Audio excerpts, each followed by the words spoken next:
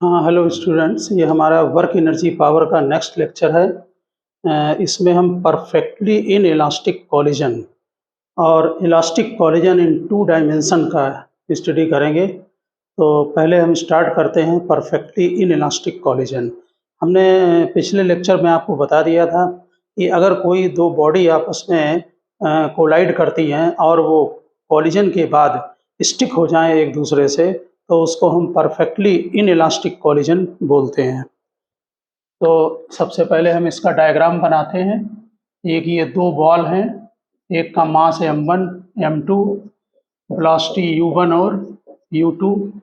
ये कोलिजन के बाद दोनों बॉडी एक साथ कॉमन वेलोसिटी से मूव करेंगी v से, यानी कि आपस में कंबाइंड हो गई बॉडी। ठीक, तो आप ऊपर हेडिंग डाल दें, perfectly in elastic collision. Perfectly in elastic collision, दोनों बॉडी कोलाइड हुई और कोलिजन के बाद ये कॉमन वेलोसिटी से चल दी। तो ये आप थ्योरी बना लेंगे। 2 बॉडीज हैं, let mass m1 and m2 and before collision velocity u1 and u2। After collision velocity of both the ball is common. कितनी है velocity? Common velocity is v। ये बिफोर कोलिजन, आसान केस होता है numerical लगाने के लिए, और ये आफ्टर कोलिजन। आफ्टर कोलिजन, ठीक। तो सबसे पहले कंजर्वेशन ऑफ लिनियर मोमेंटम लगाते हैं। कंजर्वेशन ऑफ लिनियर मोमेंटम, तो initial momentum m1 u1 plus m2 u2, final momentum m1 plus m2, common velocity v। देखिए, जो कंजर्वेशन ऑफ मोमेंटम की इक्वेशन है वो स्ट्रिक्टली वेक्टर इक्वेशन है, लेकिन सेम डायरेक्शन होने की वजह से हम इसमें वेक्टर को ड्रॉप कर देते हैं। ठीक, आप याद रखना, जो पिछले लेक्चर में हमने इक्वेशन ड्राइव की हैं v1 और v2 की आफ्टर कोलिजन, उसमें जो डायरेक्शन दिए गए थे वो सभी डायरेक्शन राइट को थे। अगर कोई भी वेलोसिटी उसमें अपोजिट होगी बिफोर कोलिजन तो उसमें नेगेटिव डालें। आफ्टर कोलिजन अगर माइनस में आता है आंसर, तो इसका मतलब है कि वेलोसिटी अपोजिट है। ठीक से बात को समझ लेना कि सभी वेलोसिटी उसमें राइट साइड को है, यहाँ पर भी राइट को है, यानी प्लस एक्स एक्सिस को है। ठीक, अगर कोई वेलोसिटी अपोजिट है तो माइनस साइन आपको डालना पड़ेगा। वेक्टर की कोई भी इक्वेशन में जब हम स्ट्रेट लाइन में यूज करते हैं तो हम वेक्टर का ड्रॉप करते हैं, लेकिन हमको उसका डायरेक्शन का ध्यान रखना पड़ेगा कि वो प्लस एक्स है या माइनस एक्स है। तो लिख दें, all the velocities are in same straight line, so we can written m1 u1 plus m2 u2 m1 plus m2 v को लिख देना, v is the common velocity after collision। v is the common velocity after collision।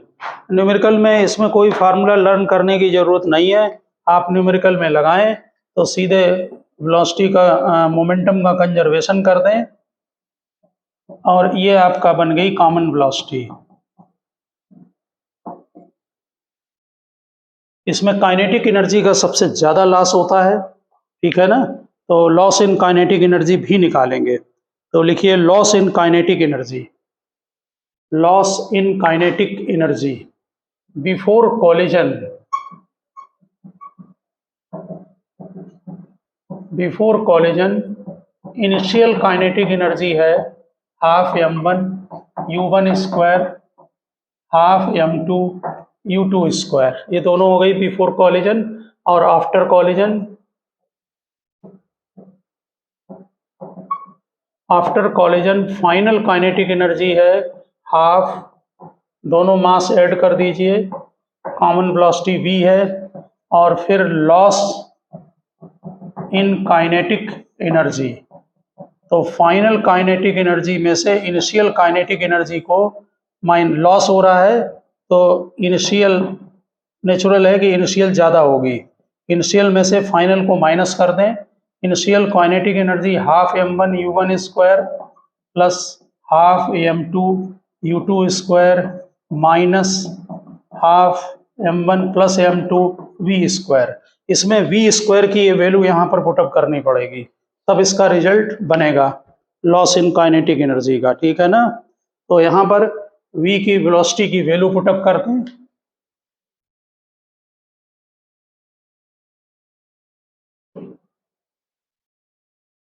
पास हो रहा है, इसलिए initial kinetic energy में से final kinetic energy को माइनस कर दिया है।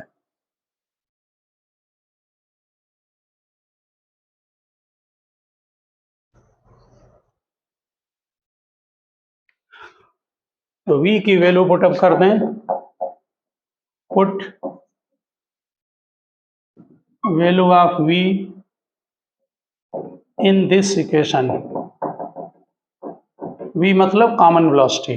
तो आपका ये एक्सप्रेशन बन गया half m1 u1 square half m2 u2 square minus half m1 plus m2, ये तो हमने रिपीट कर दिया है। और अब कॉमन वेलोसिटी की वैल्यू डाल दें, वो थी m1 u1 plus m2 u2 divided by m1 plus m2 का होल स्क्वायर। इसका डायरेक्ट रिजल्ट जो है वो लर्न कर लेना है। यहाँ से m1 प्लस m2 का होल स्क्वायर कट हो जाएगा और m1 प्लस m2 का एलसीएम लिया जाएगा। ठीक, एलसीएम लेने के बाद कल बहुत एक्सप्रेशन में आपने की है वर्किंग, तब आपका ये रिजल्ट बनता है। ये loss in kinetic energy learn कर लें तो बेटर रहेगा। m1 m2 divided by twice m1 plus m2, m1 m2 multiply में है ऊपर ट्वाइस, यही ट्वाइस जो काइनेटिक के 2 है नीचे ये आ जाएंगे, और यहाँ पर u1 माइनस u2 का होल स्क्वायर। वैसे न्यूमेरिकल में बहुत काम आएगा, अगर लर्न रखेंगे तो डायरेक्ट कैलकुलेशन हो जाएगा। इसमें आपको फाइनल वेलोसिटी भी कैलकुलेट नहीं करनी पड़ेगी। अगर आप लॉस निकालते हैं काइनेटिक एनर्जी का तो डायरेक्ट कैलकुलेशन हो जाएगा। ठीक है ना। काइनेटिक एनर्जी का लॉस जरूर होगा एक्सप्रेशन में। आप इससे भी देख सकते हैं कि मास ऑलवेज पॉजिटिव होगा, और u1 और u2 जो है इनका होल स्क्वायर है, इसका मतलब ये भी पॉजिटिव होगा, यानी यहाँ पर लॉस जरूर होगा काइनेटिक एनर्जी का।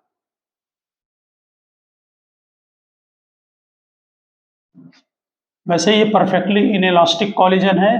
परफेक्टली इनइलास्टिक कॉलिजन में काइनेटिक एनर्जी का सबसे ज़्यादा लॉस होता है, मैक्सिमम लॉस इसी में होता है। 3 तरह के कॉलिजन हो गए थे, इलास्टिक, उसी को हम परफेक्टली इलास्टिक भी बोलते हैं। ठीक, और दूसरा इनइलास्टिक, जो जनरल में सभी कॉलिजन इनइलास्टिक होते हैं, और एक है परफेक्टली इनइलास्टिक जिसमें बॉडी जो है वो स्टिक हो जाती है एक दूसरे के साथ। इसमें एक केस आपकी बुक्स में डिस्कस किया जाता है कि उसी में आगे कर दें, if u2 is equal to 0, यानी कि जो आगे वाली बॉडी आपकी जा रही है वो बॉडी रेस्ट में हो, तो यहाँ पर जो लॉस इन काइनेटिक एनर्जी होगा डेल्टा के ई। तो लॉस इन काइनेटिक एनर्जी का expression m1 into m2 twice m1 plus m2 और u1 स्क्वायर बन जाएगा, अगर आपका u2 जो है वो आप अगर 0 लेते हैं। ठीक है, इस समय रेशियो काइनेटिक एनर्जी का निकालना है, ratio of kinetic energy, ratio of kinetic energy, यानी कि before collision and after collision.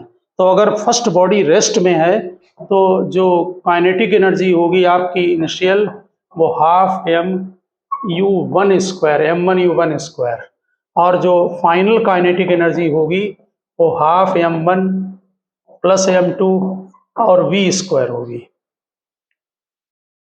ठीक, अब हम इसमें इन दोनों को डिवाइड कर दें, k2 upon k1 final divided by initial.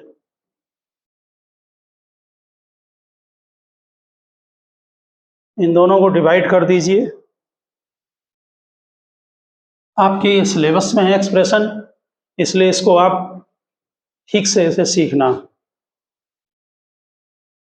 तो final kinetic energy upon ratio निकालना था, फाइनल अपॉन इनिशियल। इन दोनों को आप डिवाइड कर दें तो हाफ कैंसिल हो जाएगा, m1 plus m2 divided by m1 और ऊपर ये v square divided by u1 square. यहाँ पर v स्क्वायर की वैल्यू पुटअप कर दें जो अभी आपने निकाली है कंजर्वेशन ऑफ मोमेंटम से। तो लिख ले रहे conservation of momentum, second body rest में है तो m1 u1 is equal to m1 plus m2 v, ये हमारा देखिए v बन गया m1 u1 divided by m1 plus m2। अब ये v की वैल्यू यहाँ पर पुटअप करेंगे,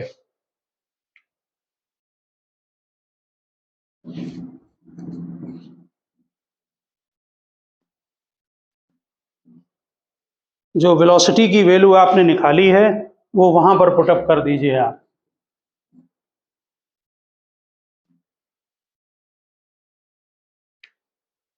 तो kinetic energy final divided by kinetic energy initial m1 plus m2 upon m1 u1 square, ये v स्क्वायर यहाँ पुटअप कर दीजिए। तो m1 square u1 square divided by m1 plus m2 का होल स्क्वायर, ये कैंसिल हो गया, u1 स्क्वायर कैंसिल हो गया, एक ये m1 कैंसिल हो गया।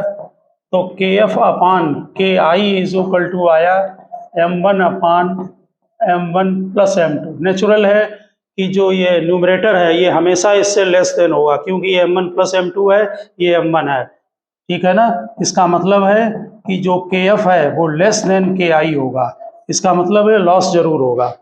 ऐसे आप उस एक्सप्रेशन से भी शो कर सकते हैं कि लॉस उसमें जो है वो जरूर होगा। तो यहाँ पर लिख दीजिए so there is a loss of kinetic energy in inelastic collision. So there is a loss of kinetic energy in inelastic collision. So there is a loss of kinetic energy in inelastic collision, ठीक है। वैसे जो delta के ई का आपने expression बनाया है उसमें u1 माइनस u2 का होल स्क्वायर है और वो भी आपका शो कर रहा है कि काइनेटिक एनर्जी का लॉस जो है वो परफेक्टली इनइलास्टिक कॉलिजन में जरूर होगा। और ये भी ध्यान रखना कि परफेक्टली इनइलास्टिक कॉलिजन में काइनेटिक एनर्जी का जो लॉस होता है वो मैक्सिमम लॉस होता है जब बॉडी आपस में स्टिक हो जाती है। इसका एक जो है वो ब्लॉक और बुलेट सिस्टम जिसे बॉलिस्टिक पेंडुलम भी बोलते हैं, वो प्रैक्टिकल एग्जाम्पल होता है परफेक्टली इनइलास्टिक कॉलिजन का। Ball and bullet system, block and bullet system, heading डालें, इस पर न्यूमेरिकल भी हैं आपके यहाँ, block and bullet system, block and bullet system, इसी को बॉलिस्टिक पेंडुलम भी बोलते हैं।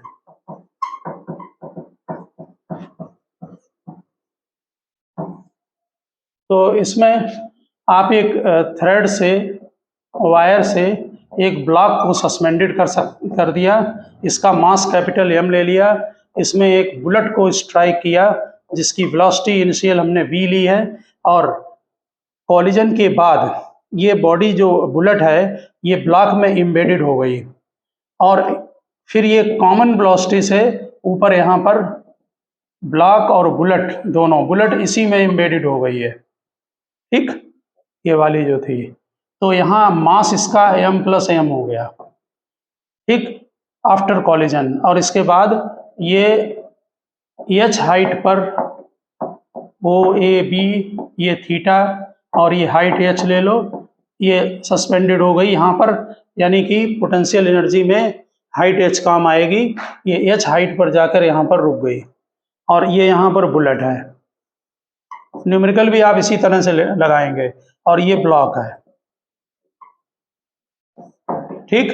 ये बुलेट वगैरह की वेलोसिटी निकालने के काम आता है और चूंकि बॉडी एम्बेडेड हो गई है इसलिए ये परफेक्टली इनइलास्टिक कॉलिजन का एक एग्जाम्पल है, ठीक। कुछ क्वेश्चन ऐसे भी होते हैं कि जिसमें जो बुलेट होती है वो स्टिक ना होकर ये बाहर निकल जाती है, ठीक है ना, और कुछ में ये एम्बेडेड हो जाती है।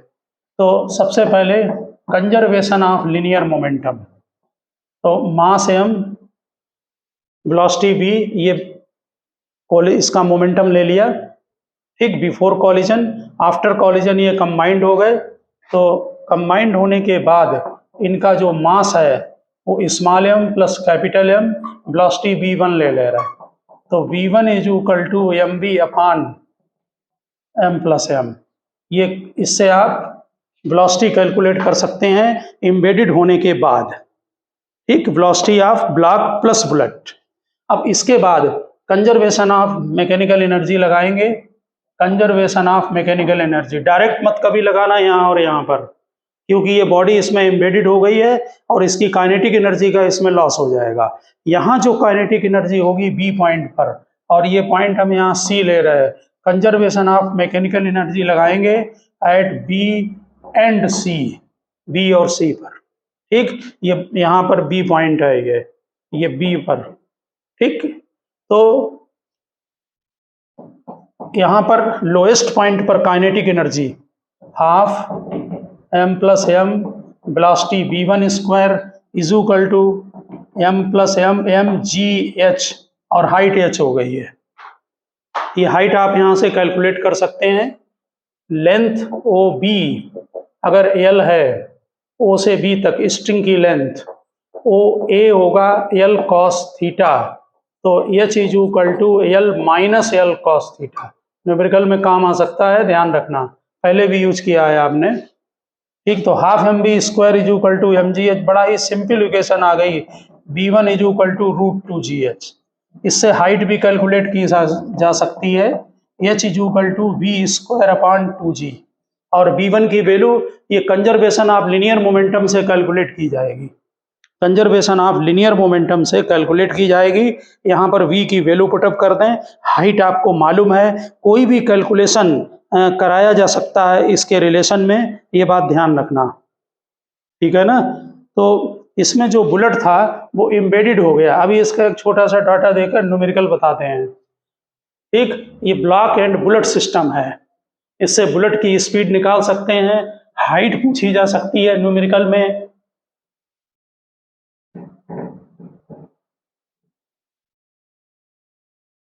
इसमें एक केस और भी कभी कभी मिल सकता है आपको, कि जो आपने बुलेट स्ट्राइक की है वो अगर बाहर आ जाए, तो इसी में सेकंड केस डाल दें, if the bullet moved out of the block,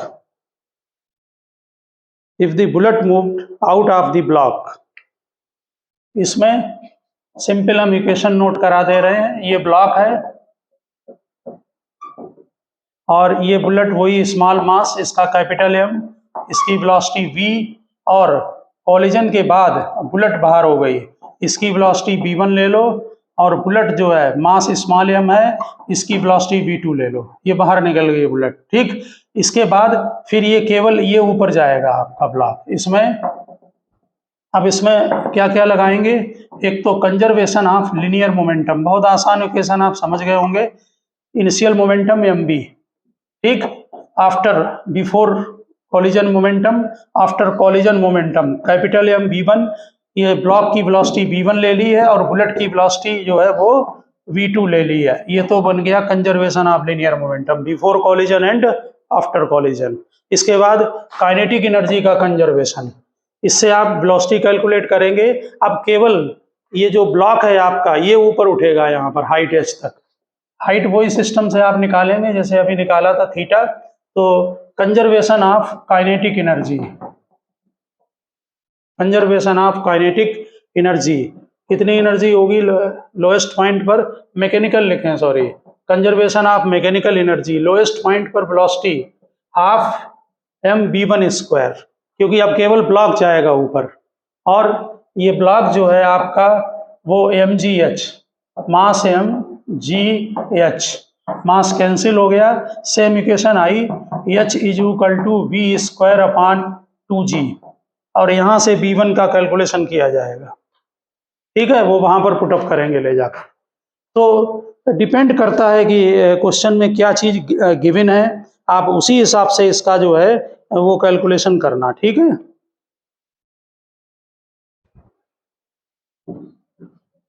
ये परफेक्टली इन इलास्टिक, ये भी इन इलास्टिक कॉलिजन है, लेकिन ये परफेक्टली नहीं होगा। इसमें जब बुलेट, क्योंकि बुलेट अंदर एम्बेडेड होने, अंदर बुलेट एंटर करेगी ब्लॉक के और फिर बाहर निकलेगी, तो नेचुरल है कि उसकी वेलोसिटी जो है वो डाउन हो जाएगी काफ़ी जो है, और एनर्जी का लॉस भी बहुत हो जाएगा हीट वगैरह के टर्म्स में। ठीक, तो यहाँ पर एक क्वेश्चन, केवल डाटा दे रहे हैं हम आपको। ये ब्लॉक है और ये बुलेट है स्मॉल m v वेलोसिटी से, और ये एम्बेडेड होके ये यहाँ पर आ गया, थीटा एंगल है OABC। ठीक, ब्लॉक प्लस बुलेट सिस्टम। तो इसमें स्मॉल m दिया है 0.02 kg, small m 0.012 kg, sorry 0.012 kg। Data note करें। वेलोसिटी इसकी दी है बुलेट की 70 मीटर पर सेकेंड। इसके बाद कैपिटल M ब्लॉक का मास 0.4 kg। नेचुरल है इसका मास काफ़ी हैवी होगा इसके कंपैरेटिवली। और कैलकुलेट एच कैलकुलेट करना, यानी कितनी हाइट तक ये जाता है, एच यानी कि AB हाइट कैलकुलेट करनी है। यहाँ पर ये एच हाइट है। तो पहले लीनियर मोमेंटम, कोई फार्मूला लर्न नहीं करना, सीधे लीनियर मोमेंटम mv, और बाद में ये एम्बेडेड हो गई m प्लस m v1। तो v1 is equal to mv upon m plus m। आपको सभी डाटा गिवन है, मास दोनों के गिवन है, बुलेट की वेलोसिटी गिवन है। ये आपकी आ रही है 2.04 मीटर पर सेकेंड। ओके, इसके बाद हाइट कैलकुलेट करनी है। तो हाइट के लिए भी आप चाहे √2gh सीधे लगा दें। अभी हम लोगों ने लगाया था हाइट v² अपॉन 2g, ये v1² हो जाएगा। यहाँ पर वैल्यू पुटअप करते हैं, g 9.8 डालें तो 0.212 मीटर ये हाइट आ जाएगी कि कितनी हाइट तक सिस्टम जाएगा। फिर पूछा है हीट प्रोड्यूस कितनी होगी इस सिस्टम में।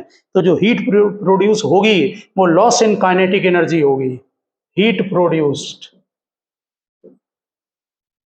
लॉस इन काइनेटिक एनर्जी, चाहे आप डायरेक्ट फार्मूला लगाएं और चाहे इनिशियल में से फाइनल काइनेटिक एनर्जी को माइनस कर ले। Half mv² minus half m plus m v1²। Initial kinetic energy minus final kinetic energy, ये 28.5 जूल आ रही है। तो अगर हीट प्रोड्यूस पूछें तो इसका मीनिंग है कि लॉस इन काइनेटिक एनर्जी को पूछ रहे हैं। तो समझ गए होंगे आप परफेक्टली इन इलास्टिक कॉलिजन का केस और उसका एक एग्जाम्पल। इसमें हाइट भी निकाल दी आपने, वेलोसिटी निकाल दी आफ्टर कॉलिजन, और साथ में लॉस इन काइनेटिक एनर्जी, तीनों कैलकुलेशन हो गए। जो काइनेटिक एनर्जी का लॉस होगा वही हीट में प्रोड्यूस होगा।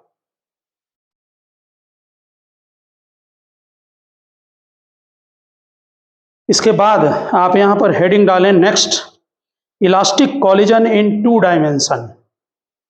ऑब्लिक कॉलिजन है, इलास्टिक कॉलिजन इन 2 डायमेंशन।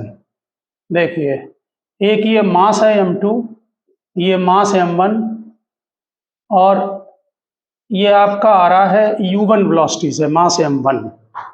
ओके, यहाँ पर जो मास दिया हुआ है m2, उसकी जो वेलोसिटी दी हुई है वो u2 ले रहे हैं, और आफ्टर कॉलिजन ये डिफरेंट एंगल पर चले गए। इसकी वेलोसिटी u2 थी, लेकिन कॉलिजन के बाद ये जो एक्सिस है, ये प्लेन में अलग अलग डायरेक्शन में मास जो m2 है वो v2 वेलोसिटी से इधर चला गया। मास जो m2 है, m1 नीचे है, और m2 जो है आपका वो m1 और m2 दो मास हैं। ठीक है, m2 और v2 इधर ले रहे, और ये पार्टिकल ले लिया m1, और ये v1 वेलोसिटी से उधर चला गया। ठीक, इन दोनों के ये एंगल हैं।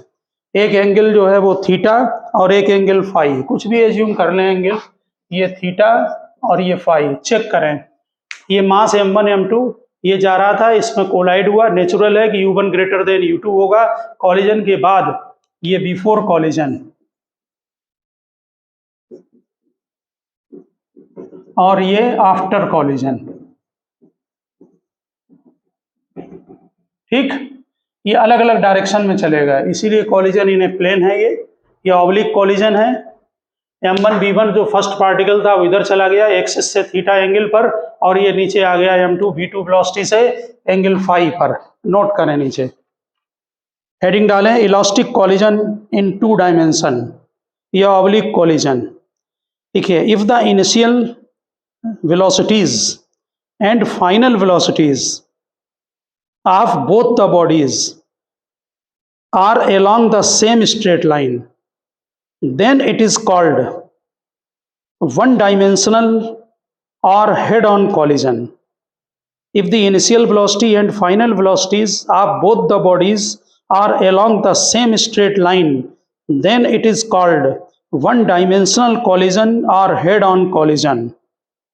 नेक्स्ट पैरा में लिखा है, if the two bodies travelling initially along the same straight line, when the two bodies traveling initially along the same straight line without the loss of kinetic energy and move along different direction in a plane after collision, फिर बोलना है, when two bodies traveling initially along the same straight line, शुरू में same straight line में है, without the loss of kinetic energy and move along different direction in a plane after collision, then it is said to be inelastic collision in 2 dimension. Then it is said to be inelastic collision 2 dimension. तो natural है कि यहाँ पर जो velocity होगी आपकी U1 वो greater than U2 होगी। तो लगा दे जरा conservation of linear momentum, conservation of linear momentum. देखिए यहाँ पर आफ्टर कॉलिजन डायरेक्शन चेंज हो गया है, और conservation of momentum vector quantity है, इसलिए आप x में डायरेक्शन में अलग कंजर्व करें और y डायरेक्शन में सेपरेट कंजर्व करें, और नहीं तो फिर यूनिट वेक्टर लगा के किया जाएगा। तो हम ये हमारा x डायरेक्शन ले रहे हैं और ये y डायरेक्शन। जरा ध्यान दें, बिफोर कॉलिजन y डायरेक्शन में कोई भी मोमेंटम नहीं है, बिफोर कॉलिजन ये x में जा रहे हैं। तो इसलिए यहाँ पर कंजर्वेशन ऑफ लिनियर मोमेंटम, पहला part along x direction, along x direction. देखिए इनिशियल मोमेंटम है x में m1 u1 m2 u2, और आफ्टर कॉलिजन चेक करें m1 b1, अब इसका कंपोनेंट इस तरफ m1 b1 cos थीटा हो गया x में कंपोनेंट, फिर इसका component m2 v2 cos phi, equation number 1। ठीक, फिर conservation of linear momentum along y direction, बहुत कॉमन है, आप कल के लेक्चर के बाद इसको फ्लो में कर लेंगे। इनिशियल मोमेंटम 0 है, बिफोर y में कोई मोमेंटम नहीं है। फाइनल मोमेंटम चेक करें m1 b1 साइन थीटा, इसका y component, x component cos में, y कंपोनेंट साइन में, और ये डाउनवर्ड है इसलिए माइनस लगाएं, m2 माइनस का ध्यान रखना, साइन फाई, ये इक्वेशन नंबर 2। और तीसरी इक्वेशन ये इलास्टिक कॉलिजन है, इसमें एनर्जी का कोई लॉस नहीं होगा, इसलिए कंजर्वेशन ऑफ काइनेटिक एनर्जी भी लगेगा। ठीक, तो conservation of kinetic energy before collision and after collision, कोई भी लॉस एनर्जी का नहीं होगा। ठीक, तो काइनेटिक एनर्जी का कंजर्वेशन करा दें, यहाँ पर कितना होगा kinetic energy before collision, half m1 u1 square plus half m2 u2 square, ये हो गई before collision. After collision half m1 b1 square, ये स्केलर क्वांटिटी है, इसमें कोई डायरेक्शन का मतलब नहीं होता है। ये हो गया आपका conservation before collision and after collision. ये जो 3 इक्वेशन आपने बनाई हैं इनमें कोई एक्सप्रेशन का डेरिवेशन नहीं करते हैं। ये जो 3 इक्वेशन आपने बनाई हैं इनकी हेल्प से हम जो भी पूछा जाए b1 b2 या जो भी डाटा आपसे पूछे जाएंगे उनका हम कैलकुलेशन करते हैं। तो यहाँ पर नोट कर दीजिए, ठीक। ये kinetic energy conservation equation 3 equation आपकी तैयार हो गई, ठीक। तो नोट कर लीजिए, with the help of 3 equations we can solve, with the help of 3 equations we can solve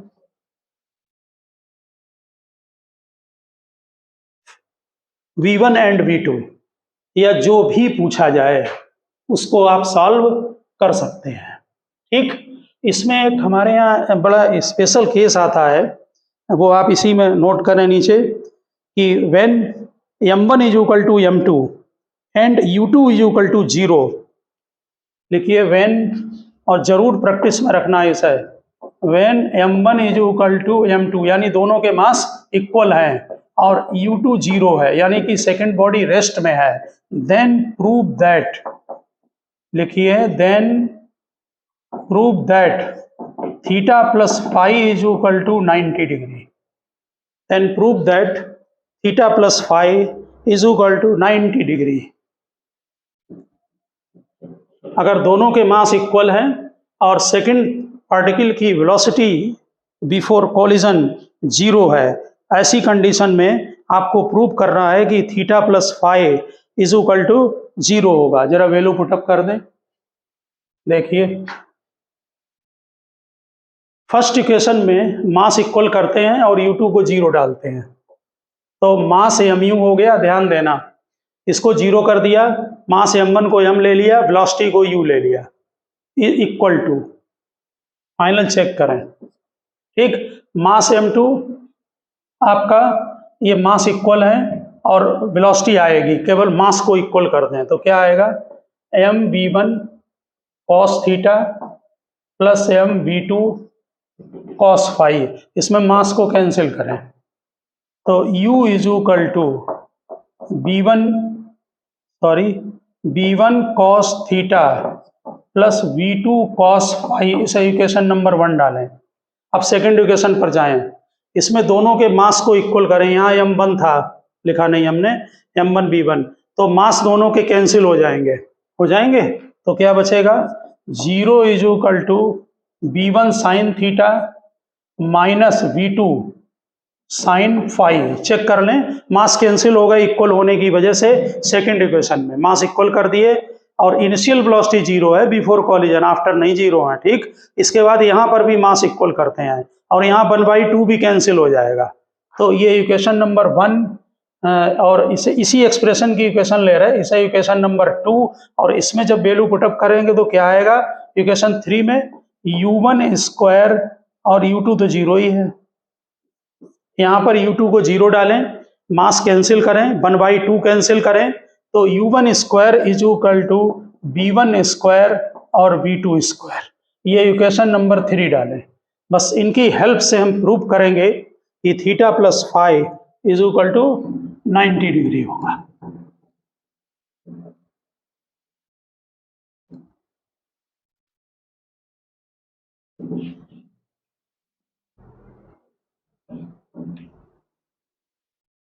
देखें यहाँ पर ये जो इक्वेशन नंबर 1 और 2 है, इनको स्क्वायर करके ऐड करेंगे, 1 का स्क्वायर प्लस 2 का स्क्वायर करिए ऐड इनको, देखिए ये वाली इक्वेशन, तो b1 square cos square theta plus v2 square cos square phi twice b1 b2 cos theta cos phi, ये होल स्क्वायर कर दिया हमने, ठीक, लेफ्ट हैंड साइड में, और इसको ऐड करते हैं, plus b1 square sine square theta v2 square sine square phi minus twice b1 b2 sine theta sine phi, right hand side, उधर right hand side u square है और इस तरफ 0 है, इसलिए कुछ लिखने की जरूरत नहीं है। इन दोनों में से कॉमन ले लें तो b1 स्क्वायर बचेगा, sine square theta plus cos square theta 1 हो जाएगा, यहाँ पर v2 स्क्वायर बचेगा, cos square phi plus sine square phi, ये और ये 1 हो जाएगा, और इन दोनों में से ट्वाइस b1 b2 को कॉमन ले लें तो ब्रैकेट में क्या आता है, cos theta cos phi minus sine theta और sine phi is equal to U square. देख लें, अब हम यहाँ पर थर्ड इक्वेशन की यूज करेंगे। थर्ड इक्वेशन में b1 square plus b2 square is equal to u1 square है, या u स्क्वायर u1 है, u1 स्क्वायर है, यहाँ पर u1 डाल दें और यहाँ भी मोमेंटम बिफोर वाले में u1 कर दें। ये वेलोसिटी हमने u1 ली है तो यहाँ पर u1 कर दें, यहाँ भी u1 और वहाँ भी u1 आ गया। ठीक, अब u1 स्क्वायर की जगह डालिए b1 square plus b2 square, तो ये दोनों कैंसिल हो जाएंगे क्योंकि ये और u1 स्क्वायर इक्वल है। ठीक, तो put u1 square is equal to b1 square plus b2 square, तो क्या बना, ट्वाइस b1 b2, ये कंबाइंड कर लें, ये आपका cos a प्लस बी का फार्मूला बन गया, cos a cos b माइनस sin a sin b, cos theta plus phi is equal to 0। b1 और b2 ये दोनों जीरो नहीं होंगे, b1 जीरो नहीं हो सकता, b2 जीरो नहीं होगा, तो फिर क्या जीरो बनेगा, cos theta plus phi is equal to 0 होगा, तो theta plus phi is equal to 90 degree. इसका मतलब है कि अगर दूसरी बॉडी रेस्ट में होगी तो कॉलिजन के बाद जो दोनों बॉडीज होती हैं वो 90 डिग्री पर आपस में चली जाएंगी। ठीक है, अगर दोनों बॉडी रेस्ट में हो, सेकंड बॉडी अगर रेस्ट में होगी ये वाली और ये कोलाइड करेगी तो ये दोनों बॉडी मास इक्वल होने चाहिए, आपस में 90 डिग्री पर जाएंगे। तो ये अपने में एक क्वेश्चन भी है, ध्यान भी रखना है इसमें।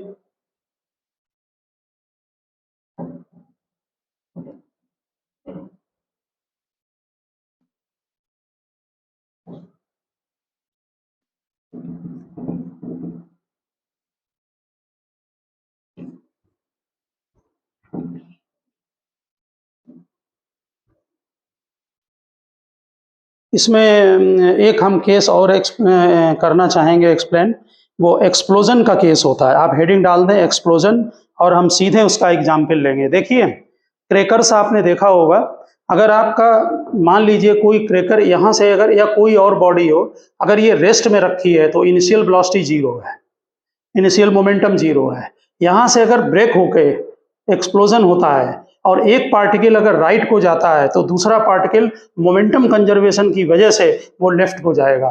क्योंकि इनिशियल मोमेंटम 0 है इसलिए यहाँ पर फाइनल मोमेंटम भी 0 होना चाहिए। हम यहाँ पर जो ले रहे हैं वो एक पार्टिकल यहाँ पर है बॉडी, ठीक, एक्सप्लोजन होने के बाद एक एक्स एक्सिस को जा रही है, एक वाई एक्सिस को जा रही है, और नेचुरल है कि ये अगर एक्स और वाई में इस तरफ ये जाएगी तो इनका जो मोमेंटम होगा वो इस तरफ आएगा। तो तीसरा जो पार्टिकल है, 3 पार्टिकल में ब्रेक हुआ है, तीसरा जो पार्टिकल है वो इस तरफ जाएगा जिससे कि इसका मोमेंटम कंजर्व रहे। तो हम एक्सप्लोजन के केस को डायरेक्ट आपको ले रहे हैं। लिखिए मास, एग्जाम्पल लिखिए नीचे सीधे एक्सप्लोजन का, लिखिए mass is equal to 6 kg, explodes into 3 fragment या 3 segment having masses in the ratio of 1:2 और मास था 6 kg स्टार्टिंग में, 3 पार्ट में ये ब्रेक हो गया। ठीक, लिखिए 2 fragment of equal masses are moving with speed 1 meter per second, each are perpendicular, each is mutually perpendicular. Find direction and speed of third segment and total kinetic energy during explosion. हमें third particles का पता करना है कि वो किधर को जाएगा। ठीक, तो पहले तो मास को चेक करें, टोटल मास 6 kg है, पहला स्मॉल m, दूसरा स्मॉल m, तो तीसरा ट्वाइस m होगा, इज इक्वल टू 6 होगा, तो 4m इज इक्वल टू 6, तो mass is equal to 3/2 kg। इसका मतलब है कि एक्सप्लोजन के बाद जो फर्स्ट पार्टिकल जा रहा है वो 3/2 kg का, इसकी स्पीड 1 मीटर पर सेकेंड गिवन है एक्स और वाई में, ये भी 3/2 kg, इसकी स्पीड 1 मीटर पर सेकेंड यानी 1.5 का, और इसका मास डबल होगा यानी ये 3 kg है और इसकी स्पीड कैलकुलेट करनी है। ठीक, हमने इनको, ये गिवन है एक्स और वाई में लिया है, यहाँ नेचुरल है, ये -x होगा, ये इधर होगा, इसको एंगल थीटा ले लें। इनको या तो हम यूनिट वेक्टर से करके कर सकते हैं या मोमेंटम को एक्स और वाई में अलग अलग कंजर्व करके कर सकते हैं। तो हमने मास निकाल लिए, सबकी वेलोसिटी ले ली, मोमेंटम आप समझ गए इनिशियल। अब एक्स और वाई डायरेक्शन में मोमेंटम को कंजर्व करेंगे। तो लिखिए conservation of linear momentum, unit vector से भी बनता है लगाने से वेक्टर फॉर्म में। Conservation of linear momentum x direction में लें पहले। देखिए इस वाले पार्टिकल का जो इनिशियल मोमेंटम है ये एम बी एक्स डायरेक्शन को है, ये वाई में है, इसलिए इसका कोई कंपोनेंट एक्स में नहीं होगा और इसका कंपोनेंट इधर होगा। m1 v1 is equal to m2 v2 और इसकी वेलोसिटी हम यहाँ पर जो यहाँ ले रहे हैं ये v1 ले लो, इसको v2 और इसे v लिख ले रहे हैं, ठीक है।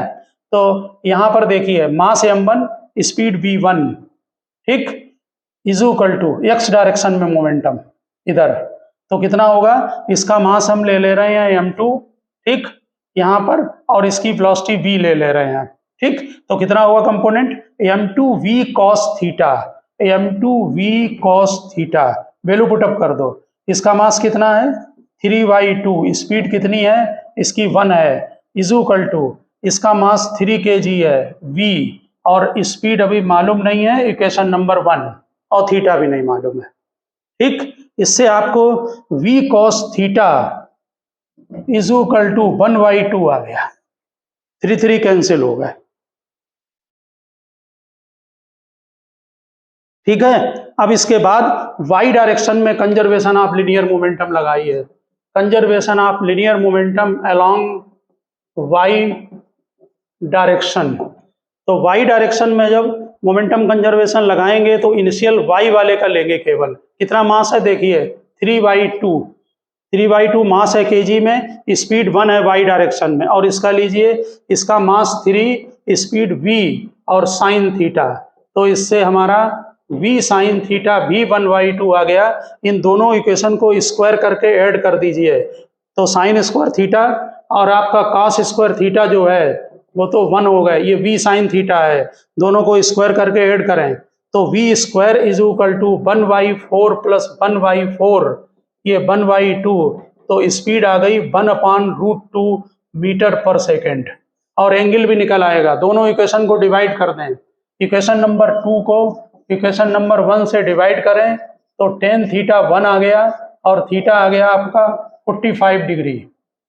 इसका मतलब है कि जो पार्टिकल है वो 45 डिग्री पर जाएगा, आप डायरेक्शन भी निकल गया और साथ में वेलोसिटी भी कैलकुलेट हो गई थर्ड फ्रेगमेंट की।